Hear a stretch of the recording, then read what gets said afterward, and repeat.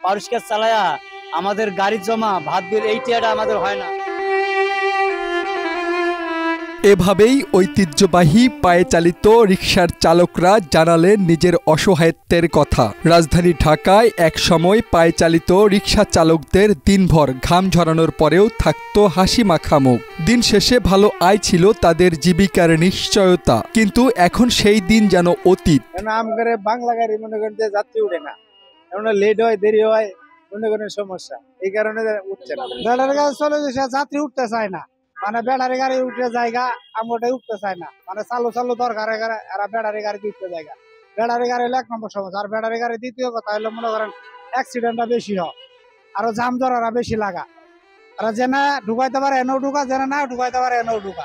যত তাড়াতাড়ি সম্ভব তত তাড়াতাড়ি বন্ধ করার দরকার।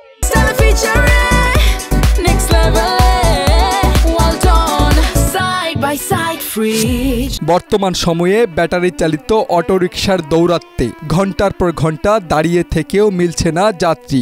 আগে মনে করেন যে সারাদিন গাড়ি চালাইতাম, তাও 1000 ডাইরেক্ট হইতো, এখন মনে করেন যে 1300, 250, 400 এরকম হয়।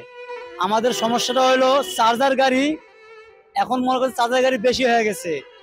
চার্জার গাড়ি হওয়াতে আমাদের রিক্সাগুলা যাত্রীরা উঠে না। অনেকে মনে করেন রাজধানীতে দুর্ঘটনার অন্যতম কারণ দ্রুতগতির এই ব্যাটারি চালিত অটোরিকশা। নিয়ন্ত্রণহীন অতিরিক্ত গতির জন্য অনেকেই ব্যাটারি চালিত অটোরিকশার নাম দিয়েছেন টেসলা। প্রায় প্রতিটি এলাকাতেই এখন দাপট এই টেসলার।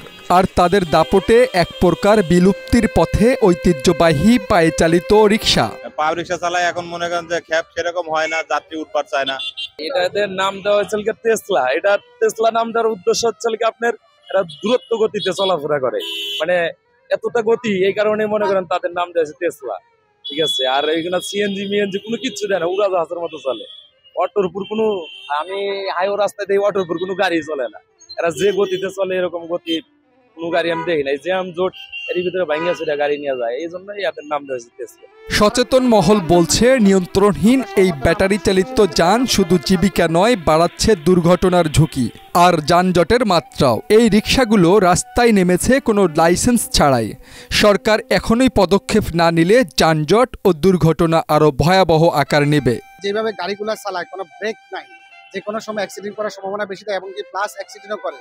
এরা এই গাড়িগুলা অতি রঞ্জিতভাবে দ্রুতভাবে চালায় এবং অ্যাক্সিডেন্ট হয়, এবং অ্যাক্সিডেন্ট হওয়ার সম্ভাবনা বেশি, এবং পরিবেশটাকে অনেক দূষিত করে। যেমন একটা গাড়ি যেভাবে চলে, ওরা যেভাবে পিছনে যে যাত্রীগুলা বসে ওরা কঠিনভাবে ক্ষতিগ্রস্ত হয়, যেমন প্রচন্ড জাকনি হয়, প্রচন্ড আঘাতপ্রাপ্ত হয়। কিন্তু তাদেরকে বলার পরে তারা আস্তে স্লো চালায় না, খুব দ্রুত গাড়িগুলো চালায় এবং মানুষকে অনেক ক্ষতি হয়। এই গাড়িগুলো না থাকলে সামাজিকভাবে অনেক ভালো হবে, এবং ঢাকার ভিতরে গাড়িগুলো না চলাইটাই সবচেয়ে বেটার। রাজধানীর রাস্তায় যান্ত্রিকতার দাপটে দ্রুত হারিয়ে যাচ্ছে ঐতিহ্যবাহী পায়ে চালিত রিকশা। আর পায়ে চালিত শত শত রিকশা চালক আজ বাঁচার পথ খুঁজছেন এই টেসলার শহরে। সচেতন মহলের দাবি, রাজধানী ঢাকায় যত দ্রুত সম্ভব ব্যাটারি চালিত অটোরিকশা বন্ধ করতে হবে। তা না হলে একদিকে যেমন যানজট বাড়বে, অন্যদিকে বাড়বে দুর্ঘটনা। জাকির ইসলাম, মাই টিভি, ঢাকা।